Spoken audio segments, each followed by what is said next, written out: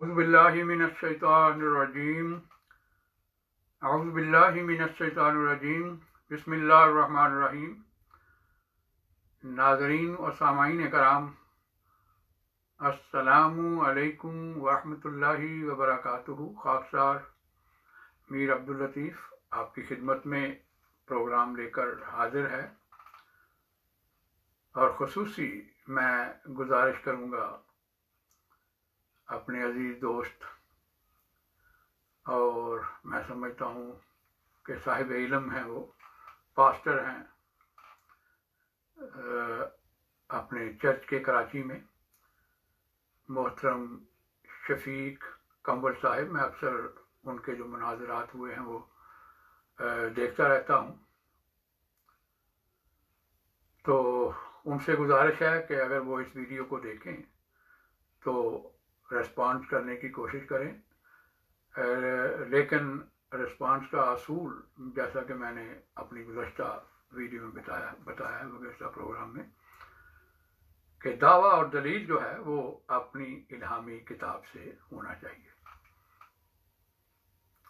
اور اس میں نے اس کی دلیل بھی دی ہے خود بائبل سے، کہ یسوع مسیح فرماتے ہیں کہ میں اپنے حق میں انسانی گواہی قبول نہیں کرتا، اور نہ خدا کو کسی کی مدد کی ضرورت ہے، نہ کوئی یہ دعویٰ کر سکتا ہے کہ میں خداوند سے بہتر دلیل دے سکتا ہوں۔ اس لیے دعویٰ اور دلیل جو ہے وہ اپنی الہامی کتاب سے ہونا چاہیے۔ بہرحال آگے بڑھتے ہیں۔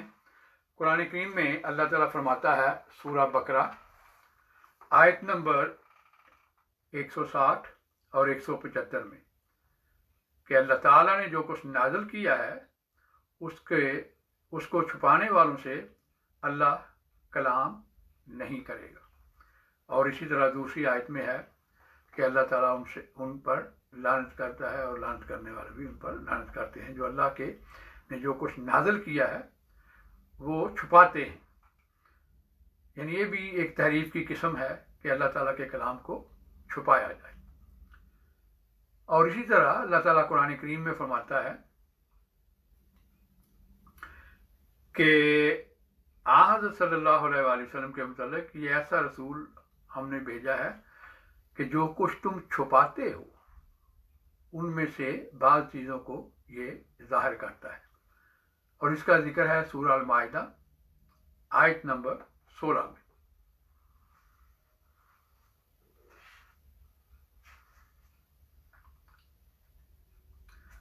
اب میں ایک مقام جو ہے وہ بتاتا ہوں، اور بھی ہیں جو حضرت رسول کریم صلی اللہ علیہ وآلہ وسلم نے ظاہر کیے،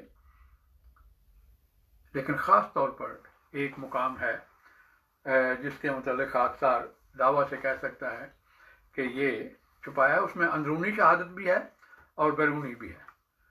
پیدائش کی کتاب ہے، چیپٹر نمبر 18 ہے، اور اس کی آیت نمبر جو ہے وہ بھی 18 ہی ہے۔ لکھا ہے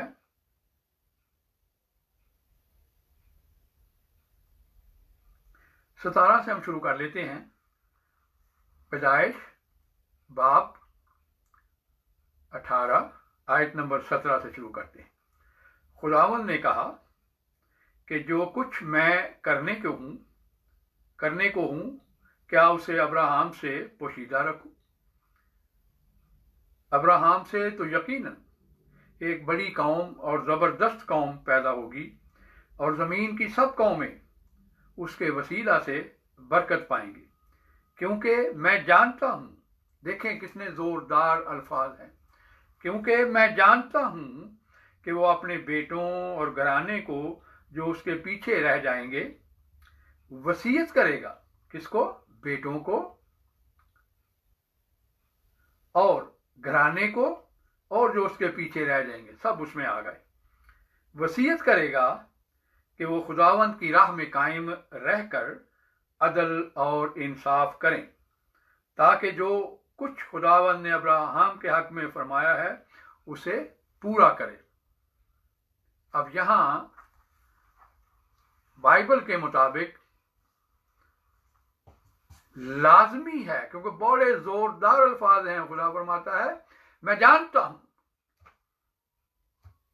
कि वो अपने बच्चों को वसीयत करते, अपने पीछे रहने वालों को वसीयत करते, लेकिन आप पैदाइश से लेकर मुकाशिफा तक सारी बाइबल पढ़ दें, आपको हजरत इब्राहिम की अपने बेटों को इस वसीयत का कोई जिक्र नहीं मिलेगा। इससे पता चलता है कि ये वसीयत उन्होंने की, क्योंकि बाइबल कह रही है, खुदा कह रहा है कि मैं जानता हूं। अब ये कैसे हो सकता है कि खुदा जानता हो कि वसीयत करेगा और वसीयत करे ना? तो इससे पता चलता है कि ये हजरत इस्माईल अलैहिस्सलाम की दुश्मनी की वजह से इस वसीयत को छुपाया गया है। और कुरान कहता है कि हमने आपकी तरफ ऐसा रसूल भेजा है जो उन बातों को ज़ाहिर करता है जो अहले किताब छुपाते हैं। सूरा माइदा आयत नंबर 16। अब हम देखते हैं कि कुरान करीम में इसका कहीं जिक्र मिलता है या नहीं। कुरान करीम में है कि सूरा बकरा है, आयत नंबर है 132 और 133। याद करो, सूरा बकरा आयत नंबर 132 और 133।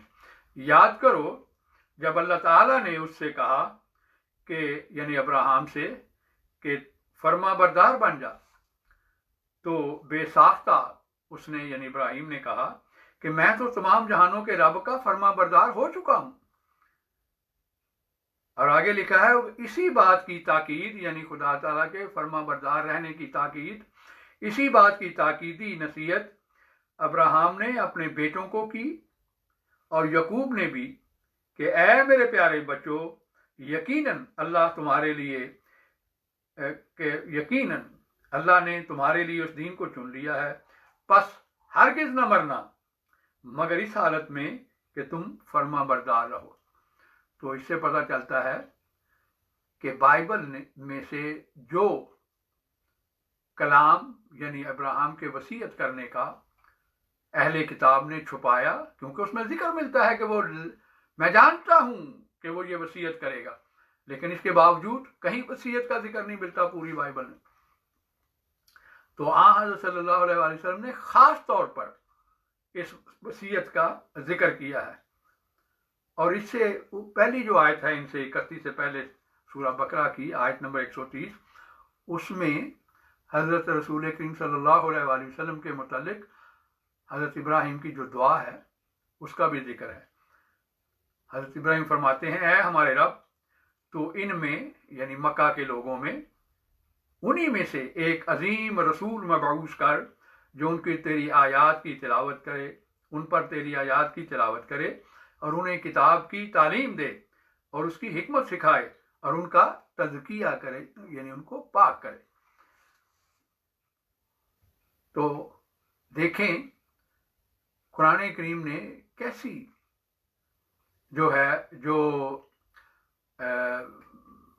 अहले किताब की तारीफात हैं तश्तज़बाम की हैं, खोल के बता दिया है कि किस किस्म की तारीफात जो है अहले किताब करते हैं। अब हम देखते हैं, एक तो बाइबल से सबूत मिल गया कि उनको लाजमन करनी चाहिए थी ये, लेकिन वहाँ कहीं भी जिक्र नहीं मिलता, तो इसका मतलब ये छुपाई गई है। छुपाई क्यों गई है? क्योंकि बनी इसराइल की और बनी इस्माइल की अक्सर लड़ाइयों का जिक्र है बाइबल में, तो उस दुश्मनी की वजह से इसको छुपा दिया गया, इसको निकाल ही दिया गया। क्योंकि हज़रत इस्माइल अलैहिस्सलाम खुद भी तो उनके बेटे थे, और जब हम किताब जोबली, जैसा कि मैंने कल बताया था, ये जो डेड सी स्क्रोल हैं, इनमें उनका जिक्र मिलता है। किताब का जोबली की किताब और एनोक की किताब, एनोक के बारे में तो कल मैंने बता दिया था।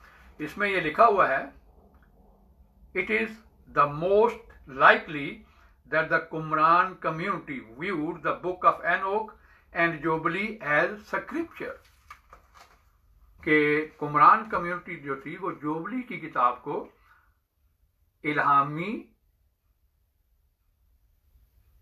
तसव्वुर करती थी, वो उनके कैनन में शामिल थी, वो उनके नज़दीक उसकी चंद किताबों के बाद यानी पसाल और डेटोरोनॉमी और इसी तरह की एक दो किताब के बाद सबसे ज़्यादा जो नकलें मिली हैं वहाँ से वो जोबली की किताब की मिली हैं। तो इससे उलमा का इस नतीजे पर पहुँचे हैं कि ये उनके नज़दीक इल्हामी किताब थी। और आज भी ये किताब जो है ये एथोपियन चर्च जो है उसके कैनन में शामिल है, यानी वो इसको इल्हामी समझते हैं और उनकी बाइबल का ये हिस्सा है, ओल्ड टेस्टामेंट का। अब मैं थोड़ा सा इस पर मजीद आपको बताऊं कि खुद बाइबल से गवाही मिलती है कि ये इल्हामी किताब है, क्योंकि खुद यीशु मसीह ने इस किताब से हवाले दिए हैं। मसलन एक हवाला मैं आपकी खिदमत में अर्ज करता हूँ जो सवाए इस किताब के और कहीं भी नहीं मिलता, और वो है हवाला लूका की किताब चैप्टर 11 आयत नंबर 49 से शुरू होता है। हज़रत यीशु मसीह फरमाते हैं, इसीलिए खुदावन की हिकमत ने कहा कि मैं नबियों और रसूलों को उनके पास भेजूंगी, वो उनमें से बाज़ को कत्ल करेंगे और बाज़ को सताएंगे। हवाला क्या है? लूका बाब 11 आयत नंबर 49। लेकिन यहाँ यीशु मसीह फरमा रहे हैं कि खुदा की हिकमत ने यह फरमाया, तो ये कहीं भी इसका ओल्ड टेस्टामेंट में जिक्र नहीं मिलता। लेकिन जब हम मुतालिया करते हैं जोबली का, तो उसमें पहला ही बाब जोबली का और आयत नंबर 12, अगर आपने मजीद हवाले देखने हो तो जोबली की किताब जो इंटरनेट में मिलती है PDF में, उसका जो इंट्रोडक्शन है, यानी जो इसका तारुफ करवाया गया है इस किताब का बड़ी तफसील से, उसमें एक हिस्सा जो है, हिस्सा number 23, influence of जोबली on the new testament, इसके तहत देखेंगे तो आपको मजीद हवाले भी मिलेंगे। लेकिन फिलहाल मैं सिर्फ एक दो हवालों पर इक्तफा करूंगा, बाकी आप वहां से देख सकते हैं। बुक ऑफ जोबली, एथोपियन किताब है ये जोबली की, उसका ये अंग्रेजी तर्जमा है और उसका इंट्रोडक्शन ये मौजूद है PDF में, वो देख लें। अब मैं बताता हूँ कि ये जो अभी मैंने हवाला दिया है लूका का, ये सवाए इसके और कहीं मिलता ही नहीं है। इसका मतलब है कि हज़रत यीशु मसीह के नज़दीक भी ये किताब जोबली की ये एक इल्हामी किताब थी, और देखें ये भी छुपाई गई है, अब मौजूदा बाइबल से ये निकाल दी गई है। बहरहाल उसका पहला ही चैप्टर है, आयत नंबर 12 लिखा है, and I shell send witness unto them that I may witness against them, but they will slay the witnesses also and persecute those who seek the law। देखें यहाँ जिक्र मिलता है वही जो हज़रत यीशु मसीह ने फरमाया। इसके अलावा 7वां बाब है अमाल की किताब का। अमाल की किताब 7वां बाब, और उसमें जिक्र मिलता है, ये हवाला भी स्वाए जोबली की किताब के और कहीं नहीं मिलता। वो जनाब ये जिक्र ये है इस तरह कि लिखा है, फिर यूसुफ ने अपने बाप और याकूब मिस्र में गया। 15वीं आयत है चैप्टर 7 अमाल का, आयत नंबर 15। याकूब मिस्र में गया, वहां वो और हमारे बाप दादा मर गए और वो शहर सिक्कम में पहुंचाए गए और उस मकबरा में दफन किए गए जिसको अब्राहम ने सिक्कम में रुपया देकर बनी हमूर से मूल लिया था। ये हवाला اولڈ ٹیسٹمنٹ میں نہیں ملتا. لیکن جوبلی کی کتاب میں یہ لکھا ہے، چیپٹر نمبر ہے جی 46 اور آیت نمبر ہے 9. چیپٹر نمبر 46 جوبلی کی کتاب، آیت number 9. And the children of Israel brought forth all the bones of the children of Jacob, save the bones of Joseph, and they buried them in the field in the double cave. یہ حوالہ بھی وہاں ملتا ہے. تو اس سے پتہ چلتا ہے کہ نیو ٹیسٹمنٹ لکھنے والوں، نیو ٹیسٹمنٹ کی بعض کتب لکھنے والوں کے نزدیک جوبلی ہے جو ہے ایک الہامی کتاب ہے. وہ غیر الہامی کتاب سے تو حوالے نہیں دے سکتے. تو بہرحال میں یہ اب میں آپ کی خدمت میں عرض کرتا ہوں کہ اس کتاب میں اس وصیت کا تفصیل سے ذکر ملتا ہے. جوبلی کی کتاب کا چیپٹر 20 پڑھیں، اس میں لکھا ہے شروع میں، پہلا فقرہ یہاں سے شروع ہوتا ہے. And in the 32nd jubilee Abraham call Ismail and his 12 سن. پہلا نام ہی حضرت اسماعیل علیہ السلام کا اور ان کے بچوں کا ہے. یہ وجہ ہے کہ اس کو چھپایا گیا ہے، بائبل سے نکالا گیا ہے تاکہ ان کی عظمت بائبل پڑھنے والوں پر ظاہر نہ ہو. And Isaac and his 2 sons, and the 6 sons of Keturah and their sons, and he commanded them that they should preserve the path of Lord, to do righteousness and do justice and righteousness over the earth, and that they should not transgress neither to the right hand nor to the left, from all the paths which the Lord had commanded them. اور پھر تھوڑے ایک دو فکرے چھوڑ کے لکھا ہے، and I call upon you as witness, my sons, love the God of heaven and submit to all his commandments. یہ دیکھیں، یہ ایگزیکٹلی یہ لفظ ہیں جو قرآن میں آئے ہیں کہ خدا تعالیٰ کے فرما بردار ہو جاؤ. I call upon you as witness, my sons, love the God of heaven and submit to all his commandments. پھر آگے چند فکرے چھوڑ کے لکھا ہے، worship ye the most high God and bow down to him ever. اور پھر اس کے بعد لکھا ہے کہ اگر تم میری اس وصیت پر عمل کرو گے تو تمہیں کیا کیا انعام ملیں گے. اور ان انعاموں میں سے ایک انعام یہ لکھا ہے، and thou shalt be for a blessing over the earth. تم ساری دنیا میں بابرکت ہوگے. And all the nations of the earth shall desire for you. اور دنیا کی تمام اقوام جو ہے وہ تمہیں عزیز جانیں گی، تمہاری چاہت کریں گی. And will bless their sons in my name. اور اپنی اولادوں کو وہ برکت دینا چاہیں گی میرے نام پر. That they be blessed as I am. کہ جیسے اللہ تعالیٰ نے مجھے برکتیں دی ہیں، وہ دعا کریں گے کہ وہی برکتیں حضرت ابراہیم علیہ السلام والی اور ان کے بچوں والی وہ ہمیں بھی عطا کر رہا ہے میرے مولا. اور یہ درود شریف کا ایگزیکٹلی ترجمہ ہے جو مسلمان پوری دنیا میں نماز میں 5 وقت پڑھتے ہیں. اللہم صلی علی محمد وعلی آل محمد کما صلیت علی ابراہیم وعلی آل ابراہیم انکا حمید مجید.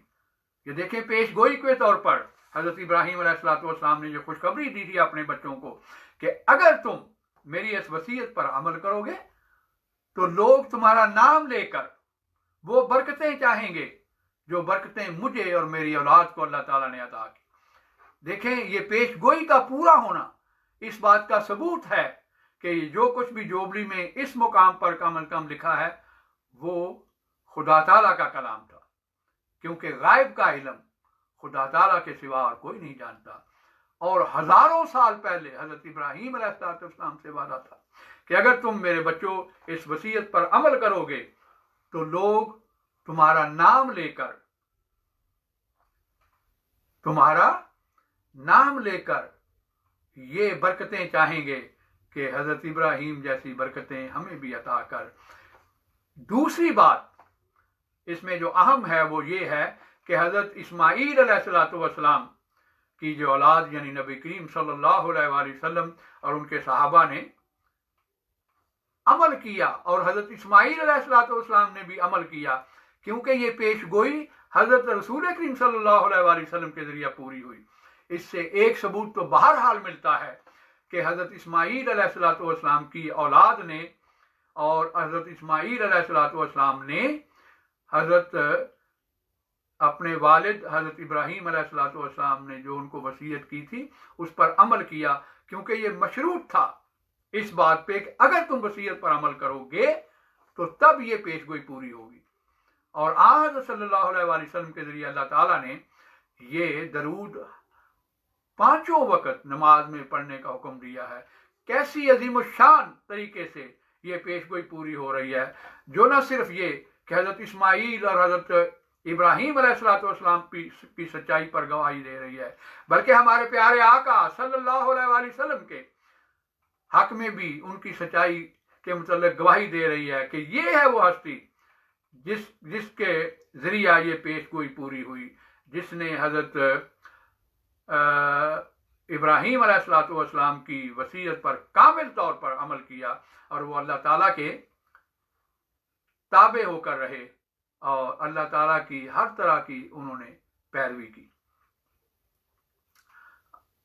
اور دوسری طرف یہ نشان بھی ظاہر ہو رہا ہے کہ قرآن کریم نے یہ جو فرمایا تھا کہ یہ لوگ چھپاتے ہیں اللہ تعالیٰ کے کلام کو، اور حضرت صلی اللہ علیہ وآلہ وسلم وہ نبی ہیں جو اس کلام کو ظاہر کرتے ہیں. تو یہ ایک مقام ہے جہاں اور بھی مقام ہیں انشاءاللہ اپنے اپنے موقع پر ان کا بھی بیان ہوگا.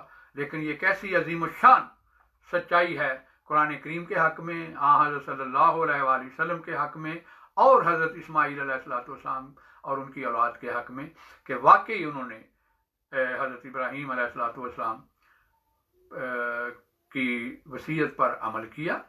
اور دوسری طرف حضرت اسماعیل علیہ السلام کی دشمنی میں بنی اسرائیل نے ان حقائق کو چھپانے کی کوشش کی، لیکن اللہ تعالیٰ نے ان کو حضرت صلی اللہ علیہ وآلہ وسلم کے ذریعے دوبارہ ظاہر کیا. اسی کے ساتھ ہی میں آپ سے اجازت چاہوں گا. اگر آپ نے یہ ہمارے پروگرام دیکھنے ہو تو بائبل اسپیشلسٹ کی آئی ڈی سے آپ یوٹیوب میں بھی دیکھ سکتے ہیں. اللہ تعالیٰ آپ کے ساتھ ہو اور آپ کو اپنی امان میں رکھے، خاکسار کو بھی اپنی دعاؤں میں یاد رکھے. انشاءاللہ دوسرے آئندہ ایک اور پروگرام لے کر آپ کی خدمت میں حاضر ہوں گے. اس وقت تک اجازت چاہوں گا. السلام علیکم ورحمۃ اللہ وبرکاتہ.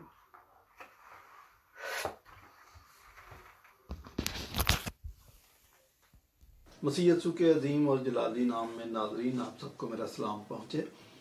میں آج ایک خاص موضوع پر ڈیبیٹ کرنا چاہ رہا ہوں. جرمنی کے اندر ایک دوست ہیں جناب عبداللطیف میر صاحب، جو کہ بائبل اسپیشلسٹ کے نام سے وہ ان کی ویب سائٹ ہے، یا میرا خیال یوٹیوب پہ چینل بنایا ہوا انہوں نے. تو انہوں نے بائبل پہ بات کی ہے، شک کا اظہار کیا کہ کیا بائبل کلام خدا بندی ہے. 3 حصوں میں انہوں نے بات کی ہے. تو میں کوشش کروں گا کہ میں بھی بائی پارٹس ہی اس کا جواب دوں. تو عبداللطیف میر صاحب کا تعلق جماعت احمدیہ سے ہے. تو یہ میرا فرسٹ ٹائم ہے کہ میں ان سے مخاطب ہوں، اور ان کی خواہش کے مطابق is the Bible God's words, that's our topic. میں نے بڑے غور سے عبداللطیف میر صاحب آپ کا سارا خلاصہ جو جس اسکیم سے آپ نے بتایا ہے، میں نے اس کو غور سے سنا ہے، اور 1 بائی 1 سارے آپ کے دلائل کا جواب دوں گا. آپ نے قانون بتایا کہ رول جی کے دلیل اور دعویٰ الہامی کتاب سے ہونا چاہیے.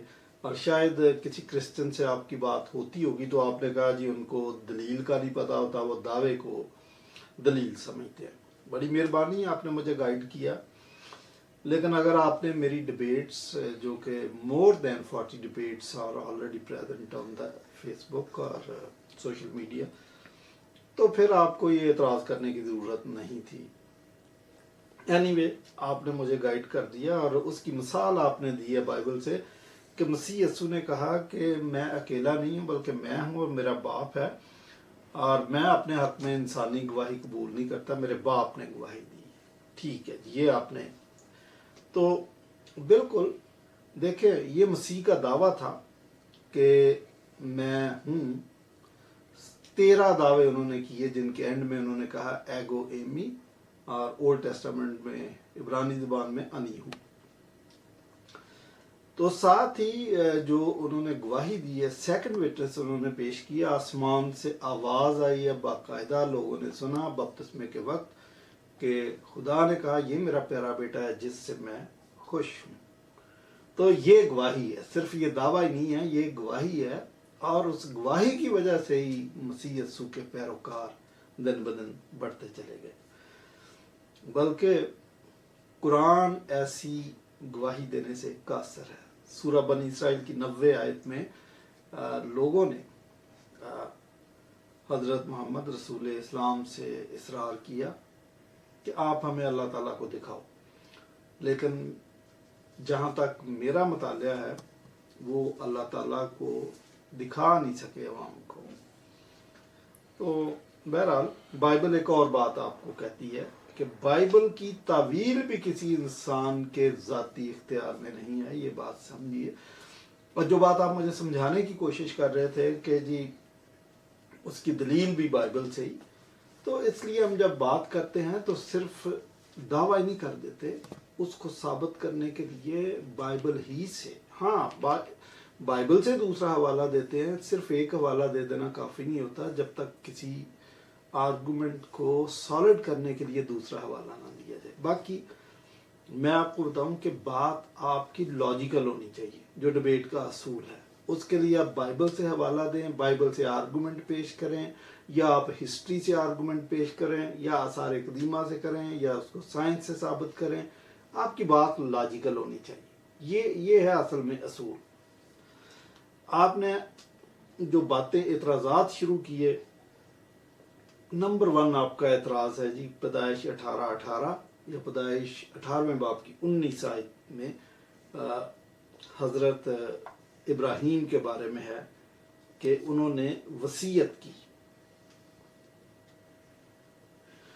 تو وصیت کی، اور پھر آپ نے کہا کہ یہ وصیت بعد میں حضرت ابراہیم کے تعلق سے آپ کو کہیں نظر نہیں آئی۔ تو جناب میں آپ کو بتاتا چلوں کہ یہ وصیت آپ نے بائبل سوسائٹی پاکستان کے چھپے ہوئے ترجمے سے لفظ پکڑا جو اردو ترجمے میں آیا ہے۔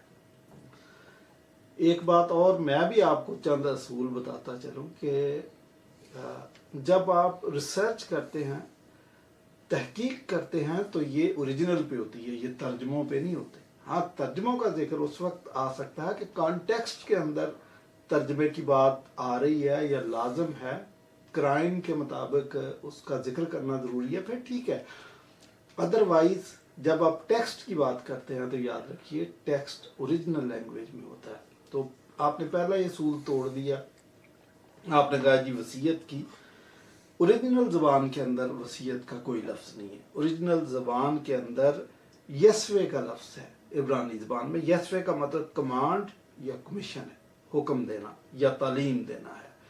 بائبل مقدس میں 20 دفعہ یہ لفظ استعمال ہوا، اور انگلش کی آپ ڈیفرنٹ ٹرانسلیشنز آپ پڑھ کے دیکھیں، آپ کو وہاں پر کمانڈ ہی نظر آئے گا، اور بلکہ فارسی کی بائبل میں تعلیم کا لفظ آیا۔ تو یہ آپ نے لفظ ہی غلط پکڑ لیا۔ بلکہ مجھے ایک بات یاد آ گئی ہے، یہ جو آپ نے وصیت کا لفظ پکڑا نا، میں ایک دفعہ ایک چرچ میں روزوں کی عبادات ہوتی ہیں ہمارے، تو جو سپیکر تھا وہ نہیں آیا، تو ایک بزرگ آدمی آگے کہ اگر اجازت ہو تو وہ اس دن میسج شیئر کریں. میں نے کہا کر لیں. تو ہمارے یہاں مخصوص حوالہ ہوتا ہے روزوں کے دنوں میں, اس حوالے پہ بولنا ہوتا ہے. جو حوالہ انہوں نے ملاکی کی کتاب سے پڑھا کہ اور خدا پرستوں نے مل کر دعا کی, اور ہاں حوالہ یہ تھا کہ اور خدا ترسوں نے مل کر دعا کی اور خداوند کے حضور یادگار کا دفتر لکھا گیا. اب جناب نے جب وہ خود ہی حوالہ پڑھا تو انہوں نے خدا ترسوں کی بجائے غلطی سے پڑھ دیا خدا پرستوں نے. اب جو ان کا 20-25 منٹ کا سارا لیکچر تھا وہ پرستش اور پرستوں پہ تھا کہ یہ پرستش فارسی کا لفظ ہے وغیرہ وغیرہ. 25-30 منٹ پرستش کے موضوع پر وہ بولتے رہے جو لفظ ٹیکسٹ کے اندر موجود نہیں تھا. آپ نے بھی وہی بات کی ہے. آپ نے یہ سارا ٹائم جو آپ نے میں سمجھتا ہوں ضائع کیا وصیت کے اوپر, جو کہ ٹیکسٹ کے اندر لفظ موجود ہی نہیں ہے. بہرحال آپ کی مرضی. آپ یہ دیکھیں کہ یہ تھا کہ ابراہیم کمانڈ کرے گا, اور یہ کیسے ہو سکتا ہے کہ ابراہیم نے اپنے بچوں کو, اپنی نسلوں کو کمانڈ نہ کیا ہو, کیونکہ جو کچھ خدا نے ابراہیم کو کہا وہ چیزیں اگلی نسلوں میں ہمیں نظر آتی ہیں. مثلا ان کو 8ویں دن ختنے کا حکم تھا, تو ابراہیم کے سارے بیٹوں کا اولاد نرینہ کا ختنہ 8ویں دن ہوا. اگر بتایا نہیں تھا تو کیسے ہو گیا؟ اور پھر کیا کہتے ہیں کہ اگلی نسل اسحاق کا بھی ختنہ ہوا اور یعقوب کا بھی, اور پھر یعقوب کے بیٹوں کا بھی. تو اور نسل در نسل یہ سلسلہ چلتا رہا, اور یہودی آج بھی اپنی اولاد نرینہ کا ختنہ کراتے ہیں. تو یہ بات آپ کو سمجھنا چاہیے کہ جو سب سے زیادہ امپورٹنٹ تھا وہ ابراہیم کے ساتھ خدا نے عہد باندھا تھا, جس کا آپ نے ذکر ہی نہیں کیا. موسٹ امپارٹنٹ تھنگ کووننٹ نسل ابراہیمی اور خدا کے درمیان ہے, اور وہ کووننٹ یہ تھا کہ میں تجھے ایک بڑی قوم بناؤں گا, میں تیری نسل کو آسمان کے ستاروں کی مانند انگنت بناؤں گا, اور میں تیری نسل کو سمندر کے کنارے کی ریت کے ذروں کی مانند انگنت بناؤں گا, اور تیری نسل اپنے دشمن کے پھاٹکوں کی مالک ہوگی, میں تجھے برکت پر برکت دوں گا. That was covenant. یہ اس کووننٹ کے الفاظ تھے, یہ وہ دستاویز تھی جو بائبل میں آج بھی موجود ہے. یہ دستاویز تو ہمیں نسل در نسل نظر آ رہی ہے. اس کے برعکس ہے, چونکہ آپ اس کو سمجھے نہیں ہیں, تو that was very very important commandment, اور عہد کی تعلیم ہمیں نسلوں تک نظر آتی ہے. وہ جو آپ کہہ رہے ہیں نا کہ جی حضرت اسماعیل کی دشمنی کی وجہ سے, نو نو نو نو نو, یہ حضرت اسماعیل کی دشمنی کی وجہ سے نہیں تھی. یہ دو باتیں ہیں جن کی وجہ سے ایسا تھا کہ یہ کمانڈمنٹ اس نسل میں چلا, اور چونکہ آپ کو اس کمانڈمنٹ کا پتہ ہی نہیں ہے, دو باتیں سیکھ لیں آج. ایک ٹرم ہے عہد کے فرزند, اور ایک ٹرم ہے وعدے کے فرزند. عہد کا فرزند وہ ہے جو اس ختنے کی رسم کے ذریعے اس عہد میں شریک ہو جاتا ہے, وہ نسل ابراہیمی میں اور ابراہیم کی اس جماعت کے اندر جس کا عہد خدا کے ساتھ ہے, اس نیشن کے اندر شامل ہو جاتا ہے. اگر وہ ختنہ نہیں کراتے تو لکھا کہ وہ اس نسل سے کاٹ ڈالا جائے گا. تو وعدے کے فرزند تو سارے کے سارے تھے. ابراہیم کے جو جسمانی فرزند تھے, وہ عہد کے فرزند تھے کیونکہ وہ ختنہ کرواتے تھے. البتہ عہد کا فرزند ہونا اور ختنے کے ذریعے اس عہد میں شامل ہونا صرف یہ مطلب نہیں تھا کہ آپ نے وہ رسم ادا کر دی. نو نو نو نو, خدا کے سارے احکام جو اس نیشن میں شامل ہو کے آپ پر واجب ہے وہ بھی آپ نے پورے کرنے ہیں. اور چونکہ بنی اسرائیل بعض اوقات اپنے نشانے سے چوک جاتے تھے, ان حکموں کو نظر انداز کرتے تھے, اس لیے بائبل تو ان کے بارے میں یہ فتویٰ بھی دیتی ہے کہ بنی اسرائیل کا سارا گھرانہ دل کا نامختون ہے. سیکنڈ ٹرم جو ہے پرومسڈ سن, وعدے کا فرزند. عہد کے فرزند اس نسل کے اندر سارے تھے, بلکہ کوئی غیر قوم کا شخص بھی آنا چاہے تو اس ختنے کے ذریعے, اس رسم کے ذریعے بنی اسرائیل کی نیشن کے اندر شامل ہو سکتا تھا. لیکن وعدے کا فرزند ایک خاص ٹرم ہے. وعدے کا فرزند یہ ہے کہ خدا نے وعدہ کیا تھا حضرت ابراہیم سے اور سارہ سے، یاد رکھیے گا، بی بی سارہ اور حضرت ابراہیم کے ساتھ خدا نے وعدہ کیا تھا کہ میں تمہیں ایک بیٹا دوں گا. اور یہ بات آپ جانتے ہیں کہ حضرت اسماعیل ہاجرہ سے پیدا ہوئے، تو حضرت ابراہیم تو اس سے بڑے خوش تھے، لیکن خدا نے کہا نو نو نو نو نو، میں اپنے وعدے کے مطابق تجھے ایک بیٹا دوں گا جو سارہ سے پیدا ہوگا، اور اپنا عہد اس کے ساتھ بھی باندھوں گا اور اس سے تیری نسل چلے گی. اس بات کو آپ بھول جاتے ہیں. تو Isaac was promised son not Ismail. وہ جسمانی بیٹا تو ہو سکتا ہے لیکن وہ وعدے کا فرزند نہیں تھا. تو یہ جو وعدے کا فرزند ہے، اس کو جب آپ نظر انداز کرتے ہیں تو آپ کو سمجھ نہیں آتی کہ ابراہیم نے اپنی نسل کے ساتھ جو باتیں روا رکھی یا جو خدا کی بلیسنگ اس نسل میں چلی، وہ اسحاق کی نسل میں چلی، کیونکہ پرومس سن وہ ہے، نہ کہ اسماعیل کی دشمنی کی وجہ سے. آپ بائبل صحیح طریقے سے پڑھتے نہیں ہیں. آپ جس طریقے سے چن چن کے حوالے پڑھتے ہیں نا، وہ طریقہ ٹھیک نہیں ہے، ہم اس کو مانتے نہیں ہیں. آپ پوری بائبل کو پڑھے تو آپ کو بات سمجھ آ جائے. جسمانی برکات حضرت اسماعیل کو بھی ملی تھی کہ تجھ میں سے 12 سردار نکلیں گے. اس سے ہمیں انکار نہیں ہے، لیکن جو بائبل آگے سٹوری کو لے کے چلتی ہے، خدا کا منصوبہ جس نسل میں امپلیمنٹ ہوتا ہے وہ آئزک سے چلنے والی نسل. اور آئزک کے بعد آئزک کے بھی 2 بیٹے تھے جو آپ کو پتہ نہیں ہے، لیکن خدا کا وعدہ پورا ہوا یعقوب کی نسل کے اندر. یعقوب کے 12 بیٹے تھے. تو آپ چونکہ ان چیزوں کو پڑھتے نہیں ہیں، پھر آپ کو یاد آ گیا وصیت، جو کہ اصل زبان کے اندر لفظ ہے ہی نہیں ہے. پھر یہ جو وصیت کا لفظ آپ نے پکڑا، یہ ایک فیلسی کا نتیجہ ہے. مثلا میں آپ کو بتاتا ہوں، آپ نے کہا کہ یہ جو کھوپڑی کا مقام ہے گلگتہ، چونکہ کشمیر کے اندر سری نگر ہے اور کھوپڑی کا مقام اور سری نگر ملتے جلتے معنی ہیں، لہٰذا مسیح یسوع وہاں دفن ہوئے تھے. اسی طرح بعض مسلمان یہ بھی کہتے ہیں کہ محمدین حضرت محمد کا نام ہے. نو، وہ لینگویج فرق ہے، اس کے معنی فرق ہے، اس کی گرامر فرق ہے. آپ ایم کا لفظ جمع میں لگاتے نہیں ہیں، اور جمع کا مطلب ہے یہ ایک نہیں ہے، یہ جمع ہے. آپ کو سمجھنا چاہیے محمدین کا لفظ جو ہے وہ جمع ہے، سنگولر نہیں ہے. تو اس قسم کے جو جوڑ توڑ کر کے معنی نکالتے ہیں، اس کو کہتے ہیں کھینچ تان کے، صحیفوں کو کھینچ تان کے اپنے لیے ہلاکت پیدا کرنا. ہم اس کو کہتے ہیں فونیٹک فیلسی. ملتے جلتے الفاظ کو لے کے آپ فیلسی کا شکار ہو جاتے ہیں، اور جب فیلسی کا شکار ہو جاتے ہیں تو آپ نشانے سے چوک جاتے ہیں. تو آپ نے جی کہا کہ فرما بردار رہنے کی تاکید کی، قرآن مجید کا آپ نے حوالہ دے دیا. تو بھائی یہ تو جن 3 نسلوں کا بڑی کلیئرٹی کے ساتھ پیدائش کی کتاب میں ذکر، ان کو بھی فرما بردار رہنے کی تلقین کی، اور وہ تھے. اور میں نے آپ کو بتایا کہ جو سب سے بڑی بات اس میں تھی، بیسک بات جہاں سے بات شروع ہوتی ہے، وہ یہ ہے کہ اولاد نرینہ کا ختنہ کر کے اس عہد میں شامل کیا جائے، اور وہ کرتے تھے. اور یہ تو خدا نے ان کو کہا 17ویں باب میں کہ میرے عہد کو پشت در پشت ماننا. تو یہ تو مانا جا رہا تھا، بلکہ ابھی تک مانا جا رہا ہے. آج بھی اگر ختنہ بنی اسرائیل کے اندر رائج ہے تو اس کا مطلب وہ اس عہد کے شریک ہیں، وہ ان باتوں کو مان رہے ہیں.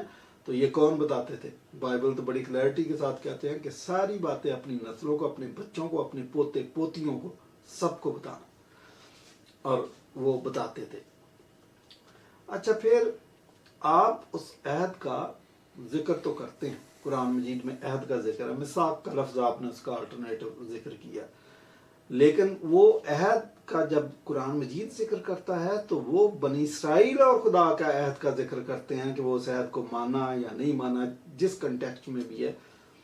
لیکن قرآن مجید کے اندر یا احادیث کا جو ذخیرہ ہے کہیں ہمیں وہ عہد جو آپ دعویٰ کرتے ہیں کہ آپ ایک خدا کی چنی ہوئی قوم ہیں، یا آپ بنی اسرائیل اور کرسچنز ان کا آپ سلسلہ، اسی کا آگے سلسلہ ہے، یہ تو ثابت نہیں کیا، کیونکہ وہ عہد ہونا چاہیے، وہ دستاویز ہونی چاہیے جس میں خدا نے کہا ہو کہ آج میں تمہارے ساتھ عہد باندھتا ہوں، اور یہ عہد کی ورڈنگ ہے۔ اولڈ ٹیسٹامنٹ میں اگر آپ پڑھیں تو حضرت ابراہیم کو خدا نے کہا تھا کہ میں تجھے بڑی قوم بناؤں گا، جو ابھی میں نے تھوڑی دیر پہلے بولا، اور یہ تھی ٹاپ لائن بلیسنگز بنی اسرائیل کے لیے، اور جو باٹم لائن تھی وہ یہ تھی کہ تیرے وسیلے سے دنیا کی دیگر قومیں بھی برکت پائیں گی۔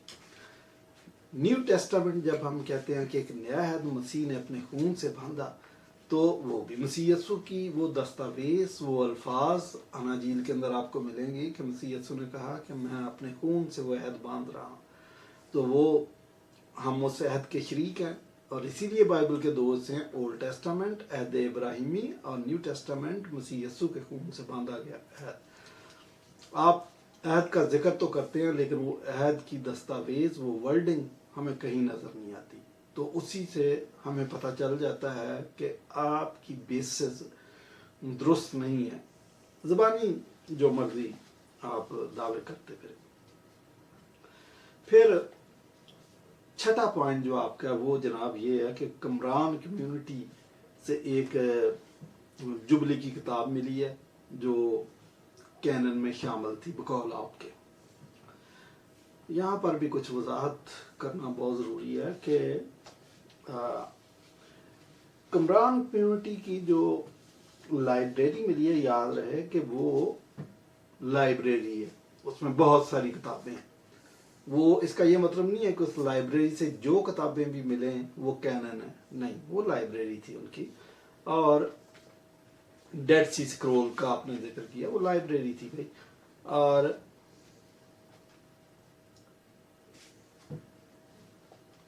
اچھا، آپ کہتے ہیں کہ کینن کے اندر جبلی کی کتاب بھی الہامی کتاب ہے، اس لیے وہ شامل تھی۔ اگر آپ اتنے کنونس ہیں، میں نے یہ دیکھا کہ آپ نے اپنے اس لیکچر میں کوئی 20 دفعہ جبلی کی کتاب کا ذکر کیا، اور زمین آسمان کے کلابے ملا دیے کہ جبلی کی کتاب الہامی کتاب ہے، خدا کی دی ہوئی کتاب ہے، تو بھائی ہم تو اس کو کہتے ہیں یہ اپوکریفل بک ہے، یہ غیر مستند کتاب ہے۔ تو غیر مستند کتابیں اپنے علم میں اضافہ کرنے کے لیے یا معلومات کے لیے آپ پڑھ لیں، کوئی منع نہیں کرتا، لیکن اس کا یہ مطلب نہیں ہے کہ وہ الہامی کتابیں۔ بہرحال اگر آپ اتنے ہی کنونس ہے کہ جبلی کی کتاب بڑی شاندار کتاب ہے، اور بقول آپ کے کہ مسیح یسوع بھی اس کو بہت پسند کرتے تھے، بقول آپ کے کہ یہ واقعی خدا کا دیا ہوا کلام ہے، تو بھائی اس کو قرآن کے ساتھ جوڑیں، پھر اس کی تو اہمیت ہی بہت زیادہ ہے۔ دیکھیں یہ کام آپ نہیں کریں گے، آپ اس کو قرآن کے ساتھ نہیں جوڑ رہے، تو پھر اس کا مطلب آپ جھوٹ بول رہے ہیں، جو بات جس کا آپ دعویٰ کر رہے ہیں، جس پہ آپ نے آدھا پونا گھنٹہ ضائع کر دیا، آپ خود کنونس نہیں ہے اس کے لیے۔ میں تو آج اگر کسی کتاب کے لیے کنونس ہو جانا کہ یہ الہام سے لکھی ہوئی ہے اور ان 66 کتابوں کے علاوہ ہے، تو میں پہلا کام جو کروں گا بائبل کے ساتھ ایک جلد کے اندر کروں گا۔ یہ بہت سارے مسلمان 14ویں صدی کے اندر کسی شیخ نے سرمایہ خرچ کر کے ایک کیتھولک پریسٹ کو اپنے ساتھ ملایا، اور دونوں نے جائنٹ وینچر کے طور پر ایک جعلی انجیل لکھی 14ویں صدی میں، جبکہ اصل انجیل 1 صدی میں لکھی گئی۔ جتنی بھی اناجیل ہیں وہ 1 صدی کی ہیں، لیکن 2 صدی میں یا اس کے 3 صدی میں، 4 صدی میں یا 14ویں صدی میں جو بھی انجیل لکھی گئی وہ اپنی ٹائمنگ کے وجہ سے جعلی ہے، یہ تو بات سن لیں۔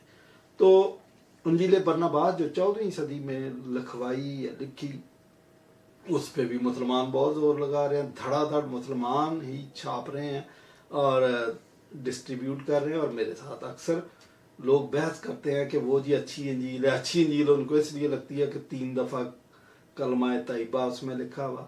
تو میرا ایک ہی سوال ہوتا ہے کہ اگر یہ انجیل درست ہے تو قرآن کے ساتھ جوڑ لیں، تو یہ نہیں جوڑتے، اس کا مطلب آپ بھی اندر سے کنونس نہیں ہیں لیکن بس لوگوں کو مس گائیڈ کرنے کے لیے اس قسم کے کام کرتے ہیں.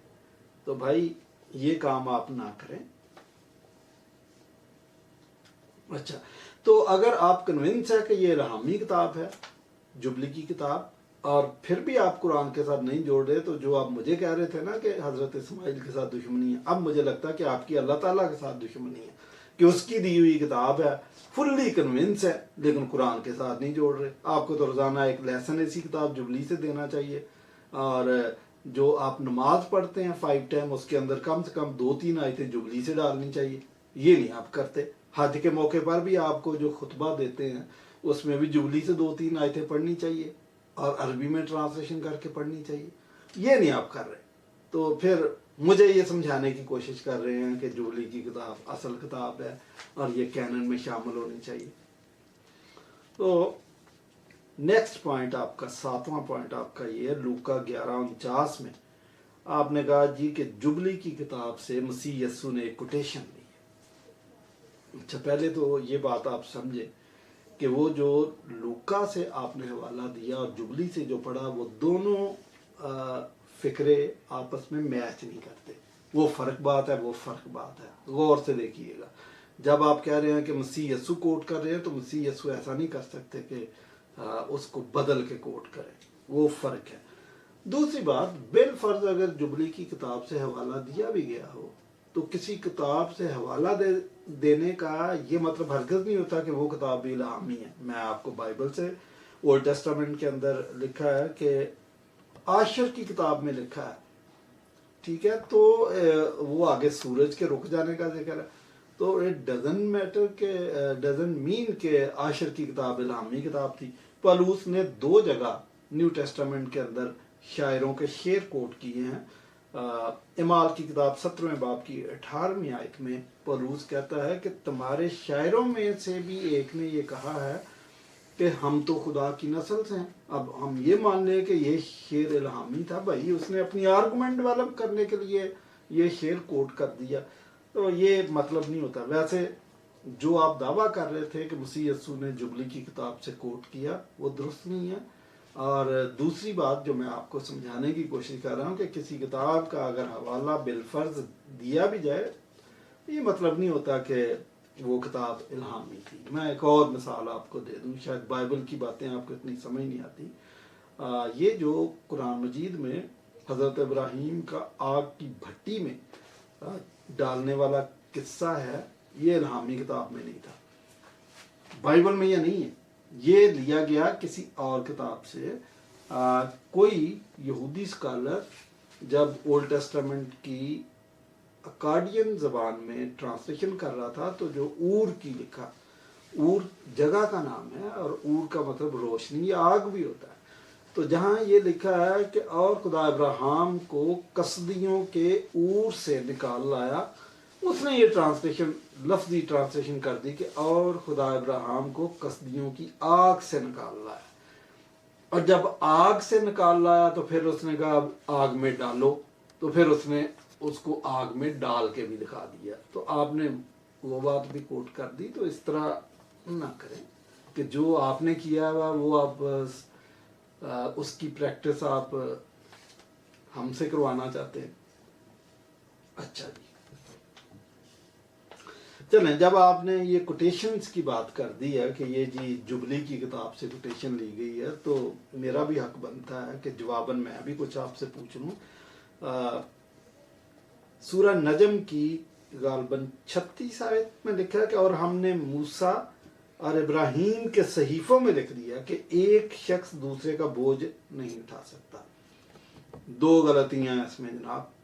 پہلی بات کہ آپ پر اب فرض عائد ہوتا ہے کہ مجھے ابراہیم کا وہ صحیفہ دکھائیں کہ وہ کدھر ہے. آپ کا دعویٰ ہے نا، تو دعویٰ اب اس کو ثابت کریں کہ ابراہیم کا صحیفہ ہے جی ہمارے پاس. قرآن اگر آخری کتاب ہے تو اس کی سٹیٹمنٹ تو حرف بحرف سچ ہونی چاہیے. بتائیں مجھے کہاں. دوسری بات کہ یہ بات لکھی ہوئی ہے لیکن ابراہیم کے صحیفے میں نہیں ہے اور نہ یہ توریت میں ہے. یہ حزقیل کی کتاب میں ہے کہ 18ویں باب، حزقیل کی کتاب 18ویں باب کے اندر ہے کہ باپ اپنے بیٹے کا بوجھ نہیں اٹھائے گا اور بیٹا باپ کا بوجھ نہیں اٹھائے گا. 18واں باب اسی بات پہ ہی ہے سارا. تو anyway آپ باتیں کرتے جائیں, آپ فکر مند نہ ہو, میں آپ کے تینوں پورشن جو ہیں 1 بائی 1 ان کو آنسر کروں گا. اور اس کے علاوہ بھی اگر آپ کے پاس کوئی اور بائبل پر اعتراضات ہیں بڑے اتھینٹک قسم کے, آپ سمجھتے ہیں کہ قادیانیوں کا یہ اعتراض تو کرسچن جواب نہیں دے سکتے, آپ وہ بھی ویڈیو بنا کے بھیجیں, میں اس کو آنسر کروں گا. مجھے افسوس ہے کہ آپ جرمنی میں بیٹھے ہوئے, میں پاکستان ہوں. بہتر ہوتا کہ ہم روبرو مناظرہ کرتے, زیادہ بہتر ہوتا, تاکہ آپ کے تاثرات اور میرے چہرے کے تاثرات عوام تک پہنچتے. اب ہم چونکہ 1 بائی 1 یہ ویڈیو بنا رہے ہیں, تو آپ کے تاثرات جو کہ میرے جواب کے بعد آپ کے چہرے پہ تاثرات ہونے تھے وہ عوام تک نہیں پہنچیں گے. anyway ٹھیک ہے, کرتے ہیں. 8واں اعتراض آپ کا یہ ہے کہ جی آپ نے اعمال کی کتاب سے کوئی حوالہ پڑھا ہے اور کہا کہ یہ جو حوالہ ہے جناب اعمال کی کتاب میں, اس کا ذکر بھی اس کے اندر ہے جبلی کی کتاب کے اندر. بھائی یہ بھی آپ کی خوش فہمی, اچھا وہ بھی حوالہ جو آپ نے جبلی کی کتاب سے پڑھ کے بتایا وہ بھی نہیں اس سے میچ کرتا, وہ بھی آپ نے پتہ نہیں کیا پڑھ دیا. تو میں آپ کو بتاؤں کہ یہ جو حوالہ آپ نے اعمال کی کتاب سے پڑھا وہ ہے کہ حضرت ابراہیم اور یعقوب اور یوسف اور ان کی تدفین کا ذکر ہے کہ کہاں پہ ہوئی. تو میں آپ کو بتاؤں کہ یہ آپ نے اسٹیفنس کی تقریر سے, سپیچ سے آپ نے یہ چیز پک کی ہے. پہلی بات تو اسٹیفنس شارٹ ہسٹری بنی اسرائیل کی بتا رہا تھا کہ وہ ابراہیم سے لے کر مسیح یسوع تک ہسٹری کیا ہے اور پھر نجات کا کام کیسے مکمل ہوا, وہ یہ بتا رہا تھا. تو آپ نے تھیم تو پک نہیں کی, آپ نے چیز اور کوئی نکال دیا. اچھا اب میں آپ کو بتاؤں کہ بنی ہت مقفیلہ کی غار حبرون کے اندر ہے, اور اسی کو ابراہیم نے خریدا تھا اور اس میں اپنی بیوی کو دفن کیا تھا. یہ پیدائش باب 23 کے اندر آپ کو پوری کہانی مل جاتی. اس کو کریت اربا بھی کہا جاتا ہے. کریت اربا اس کو اس لیے کہا جاتا ہے کہ وہاں پر یہ بات مشہور تھی. کریت اربا کا مطلب 4 اور کریت کا مطلب کہ یہ 4 لوگ وہاں پر دفن ہوئے تھے. آدم اور حوا پہلا جوڑا, اور ابراہم اور سارا دوسرا جوڑا, اور اسحاق اور ربکا تیسرا جوڑا, اور یعقوب اور لیا چوتھا جوڑا. اس لیے اس کو کریت اربا بھی کہا جاتا ہے. اچھا پھر بنی ہمبور, اور یہ سکم کے علاقے میں. اچھا اس جگہ کو یعقوب نے خریدا تھا. آپ پڑھیں باب 33 پیدائش کا 18 سے 20 ہے. اور یوسف کو سکم میں دفن کیا گیا, یشوع کی کتاب اس کا 24 باب اور 32 آیت, اور یعقوب مقفیلہ میں پیدائش 50 باب 13. اچھا تو یہ جو اسٹیفنس یہ بات بتا رہا تھا وہ پورے اپنے بزرگوں کی بات بتا رہا تھا, وہ ایک شخص کی بات نہیں کر رہا تھا کہ اس کو دفن کیا گیا. اس لیے اس نے مقفیلہ کا بھی ذکر کر دیا اور سکم کا بھی ذکر کر دیا اور 3-4 جگہوں کا ذکر کر دیا, کیونکہ وہاں پر لکھا ہے پیدائش کی کتاب میں, اگر آپ پڑھیں تو 15ویں آیت میں وہاں پر لکھا ہے باپ دادا, پاٹریس باپ دادا. تو باپ دادا کا ذکر اس نے کئی لوگوں کا ذکر جب کر دیا تو وہ جگہیں بھی ساری اس نے کور کرنے کی کوشش کی, وہ شارٹ اس کا بتا رہا تھا. تو جبلی سے میچ نہیں کرتی یہ سٹیٹمنٹ بھائی. ٹھیک ہے, پھر 9واں پوائنٹ آپ کا یہ ہے, پھر آپ آگے وصیت پر کہ جبلی میں وصیت کا ذکر ہے. میں نے آپ کو بتایا کہ وصیت کانٹیکسٹ کے اندر موجود ہی نہیں ہے, اور پھر میں نے اس کے لیے آپ کو حوالہ بھی بتا دیا کہ ایک شخص نے خدا ترسوں نے مل کر دعا کی کو پڑھ دیا, خدا پرستوں نے مل کر دعا کی, اور پھر کہانی اس نے کیا بنا دی تھی. فارسی کے اندر اسی 18 پیدائش کی 18ویں باب کی 19ویں آیت میں لکھا ہے تعلیم دے گا. اچھا پھر آپ نے 10واں پوائنٹ جو آپ نے شروع کر لیا نا جی کہ بائبل سے چیزوں کو نکالا گیا اور یہودیوں نے اور کرسچنز نے بعض چیزوں کو چھپایا. रॉन्ग इन्फ्लुएंस आपने निकाला। पहली बात तो जब आप फैलसीज पे सारा इन्हिसार कर रहे हैं तो मैं समझता हूँ कि ये आप अपने आप के साथ और नाजरीन के साथ, सामीन के साथ और अपने आपके जो मुतक़िद लोग हैं उनके साथ भी ज़्यादती कर रहे हैं। मैं अब आपको बताऊँ कि छुपाना या निकालना क्या होता है भाई। आयतुल रिजम कुरान मजीद के अंदर मौजूद थी। बुखारी शरीफ में 18 वाक़यात का जिक्र है जिनको रिजम के फैसले किए गए, और लेकिन ये आयत कुरान मजीद से निकाल दी गई। बाहवाला अल इत्कान अज जलालुद्दीन सयूती, बड़ी मोतबर किताब है। और कुछ आयतें बकरी भी खा गई, और बाहवाला इब्ने माजा, और फिर अलूमुल कुरान मौलाना तकी उस्मानी। अच्छा, फिर अगेन एक और बात बताऊं कि 2 पूरी की पूरी सूरतें निकाल दी गई। हाँ, ये बड़ी दिलचस्प बात आप सुन लें। मुझे आप कह रहे हैं कि आपने चीज़ें छुपाई। शादी में जो सबसे ज़्यादा इम्पॉर्टेंट चीज़ है शादी के अंदर वो है क्या कहते हैं कि शादी। बाइबल कहती है कि ब्याह करना इज्जत की बात है। आपने जो 3 सूरतें थी वो थी सूरह अक़द जिसमें निकाह के मुतल्लिक, ब्याह और शादी के मुतल्लिक था। सूरह खुला के औरत तलाक कैसे ले सकती है, और सूरह तलाक के मर्द कैसे तलाक दे सकता है। आपने सूरह अक़द जो जिसको पहले होना चाहिए था, जो मुकद्दम चीज़ थी कि शादी, वो भी निकाल दी गई, और सूरह खुला भी निकाल दी गई, और सूरह तलाक आपने कुरान मजीद के अंदर रख ली। बाहवाला अल इत्कान अज जलालुद्दीन सयूती। अच्छा, एक और बात आपको बताऊं। आपने 3-4 दफ़ा कहा कि जी बाइबल बदल गई है, काबिल एतबार नहीं है, इसमें से इन्होंने चीज़ों को निकाल दी है। भाई मुझे एक बात का 2 बातों का जवाब दे दें आप। पहली बात कि आयात का शान नज़ूल थ्रू आउट, पहली सूरत से लेकर 114वीं तक शान नज़ूल कुरान से गायब है। शान नज़ूल अगर कुरान से गायब है तो इसका मतलब कॉन्टेक्स्ट कुरान से गायब है। इसका जवाब देते हैं कि ये क्या कहानी है। आप किसी लिटरेट आदमी को, जो लिटरेचर को बहुत ज़्यादा समझता है, उसको बताएं कि जी कॉन्टेक्स्ट निकाल दिए हुए हैं हमने और ये लिखा, तो वो आपको क्या कहेगा। उसके लिए फिर आपको हदीसों का सहारा लेना पड़ता है। हदीसें 14 लाख थी, उनमें से 8,000 के करीब या 7.5 के करीब आपने सेलेक्ट कर ली।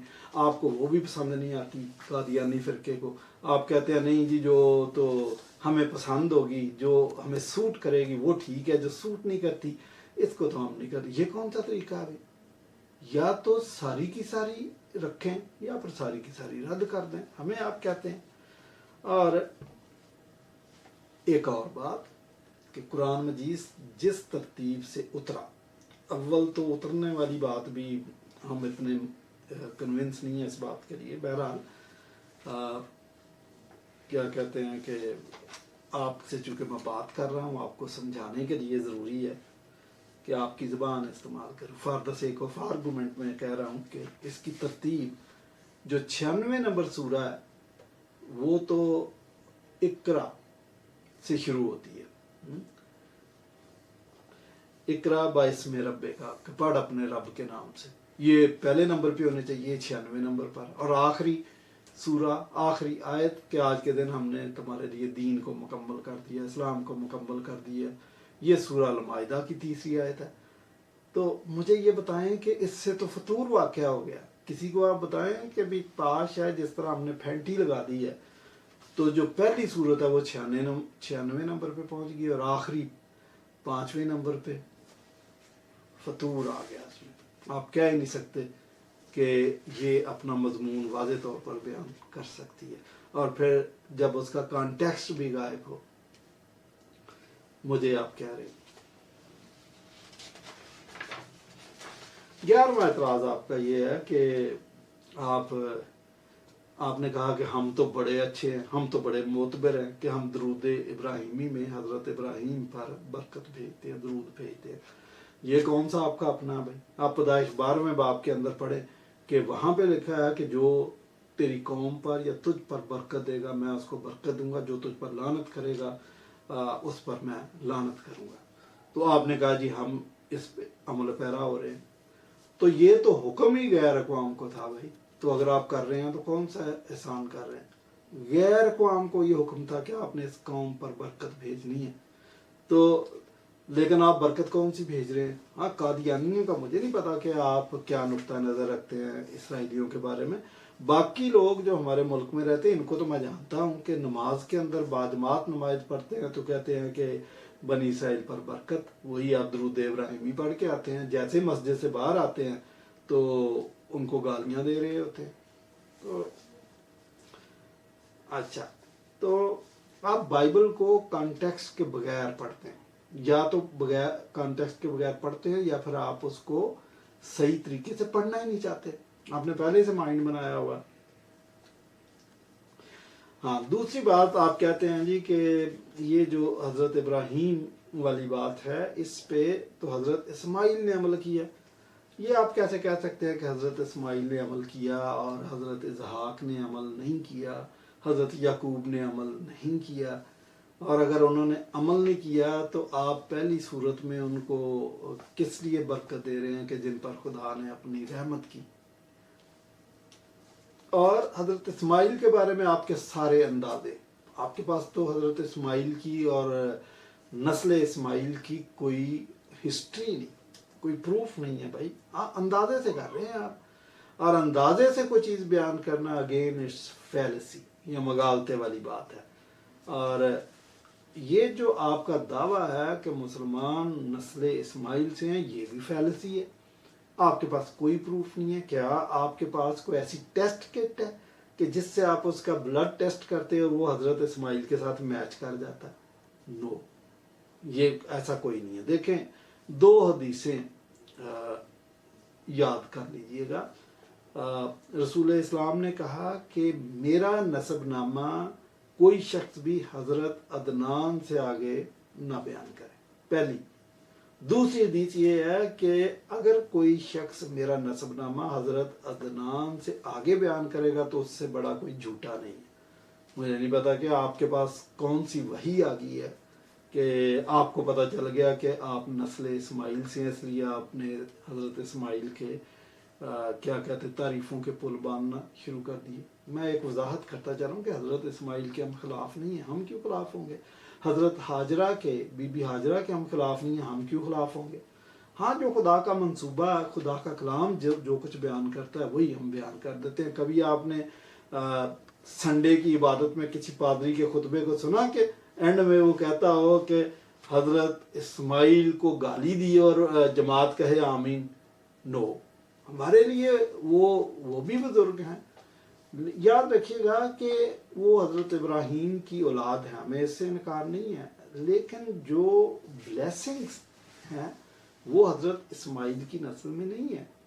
وہ جسمانی بلیسنگز ہیں، دنیاوی بلیسنگز ان کے پاس ہیں، اس سے ہمیں انکار نہیں ہے، لیکن جو آسمانی بلیسنگز ہیں، جو اسپرچول بلیسنگز ہیں، جو وحی کی بلیسنگز ہیں، جو کتاب کی بلیسنگز ہیں، وہ حضرت اسحاق، حضرت ابراہیم اور حضرت یعقوب کے پاس ہیں۔ سورہ عنکبوت کے اندر یہ لکھا کہ ہم نے کتاب اور نبوت ابراہیم، اسحاق اور یعقوب کی نسل میں رکھ دی، اس حضرت اسماعیل کو اس میں omit کیا گیا، اس میں میرا کیا قصور؟ تو آپ یہ جو کہہ رہے ہیں نا کہ بھی حضرت اسماعیل نے اس پر عمل کیا، یہ تو آپ کے اندازے ہیں بھائی۔ ہاں جو بنی اسرائیل ہیں انہوں نے عمل کیا بھی اور نہیں بھی کیا، دونوں باتیں ہیں۔ بہرحال بنی اسرائیل کے اندر بڑے بڑے اچھے لوگ بھی تھے، لیکن ایسے لوگ بھی تھے جنہوں نے خدا کو ناراض کیا، بائبل ساری تفصیل بیان کر دی۔ 13واں پوائنٹ پھر آپ کے ذہن میں آ گیا جو آپ نے شاید تان یہاں پہ آ کے توڑی ہے کہ کرسچن بہت ساری چیزوں کو چھپاتے ہیں۔ جو باتیں، جو پروف، جو دلائل آپ نے نکالے تھے وہ تو میں نے ٹائم فش کر دی ہے، وہ آپ کی ساری خوش فہمیاں یا غلط فہمیاں فیلسیز ہیں، ان کو دوبارہ سے ریسرچ کریں۔ اور مجھے نہیں پتا آپ کی ایج کیا ہے، آپ کم سے کم 10 سال اور لگائیں، ان کا مطالعہ کریں. اگر میری معلومات، میری ضرورت ہے گائیڈنس کی تو میں تابع دار ہوں. آپ مجھے کال کر سکتے ہیں، میں آپ کو بتاؤں گا. لیکن اس طریقے سے بغیر وجہ کے اپنی پسند کے حوالے نکال کے اپنی پسند کی تشریح کر لینا یہ ٹھیک نہیں ہے. اچھا، ہمیں آپ کہہ رہے ہیں جی کرسچن بہت ساری چیزیں چھپاتے ہیں، تو آپ مجھے یہ بتائیں کہ البقرہ کی سورہ البقرہ کی 25 اور 26 آیت میں لکھا ہے کہ اللہ تعالیٰ کی مرضی وہ مچھر کی مثال بیان کرے یا کسی اور چیز کی، تمہیں اس پہ کیوں اعتراض کر رہے؟ اب جناب یہ بات تو قرآن مجید میں لکھی ہے کہ مچھر والی تمثیل بیان کی گئی اور اس پر اعتراض کیا گیا، لیکن وہ تمثیل غائب ہے جس میں مچھر کا ذکر کیا گیا تھا. شاید آپ کو یہ ذرا مشکل بات ہے، سمجھ نہ آئے، آسان کر دیتا ہوں کہ مسیح یسوع نے بیج بونے والے کی تمثیل بیان کی، اور کچھ بیج پتھریلی زمین پر گرے، کچھ جھاڑیوں پر گرے، اور کچھ جا کے تو زرخیز زمین پر گرے جو اگے اور پھل لائے. پوری تمثیل موجود ہے. شاگردوں نے کہا استاد جی ہمیں تمثیل سمجھ نہیں آئی، تو مسیح یسوع نے دوبارہ سے ان کو ایکسپلین کر کے بتا دیا کہ اس تمثیل کا یہ مطلب ہے. اب اوریجنل تمثیل جو بیان کی تھی وہ بھی آپ کو مل جائے گی اناجیل کے اندر، اور جو مسیح یسوع نے شاگردوں کے اعتراض پہ یا ان کی کویری پہ ایکسپلین کی وہ بھی آپ کو مل جائے گی. لیکن قرآن مجید میں اعتراض تو موجود ہے کہ مچھر والی تمثیل کیوں بھئی، تو لیکن اوریجنل موجود نہیں ہے. تو چھپاتا کون ہے پھر؟ آپ چھپاتے ہیں، ہم تو نہیں چھپاتے. اور بھی بہت ساری باتیں ہیں جو میں کر سکتا ہوں. تو میرے بھائی آپ شوق سے بائبل پر، مسیحیت پر اعتراض کریں، مجھے کوئی مسئلہ نہیں ہے. بائبل کے متعلق ایک بات یاد رکھیے گا کہ آج تک سب سے زیادہ تنقید جس کتاب پر ہوئی ہے وہ بائبل مقدس ہے. لیکن اس کی خوبصورتی یہ ہے کہ جتنی زیادہ اس پر تنقید ہوئی ہے اتنی زیادہ یہ کتاب نکھر کے سامنے آئی ہے. تو بھائی جاتے جاتے ایک شعر سناتا جاؤں آپ کو کہ ابھی تو تنقید ہو رہی ہے میرے مذاق جنوں پہ، لیکن تمہاری زلفوں کی برہمی کا سوال آیا تو کیا کرو گے؟ شکریہ.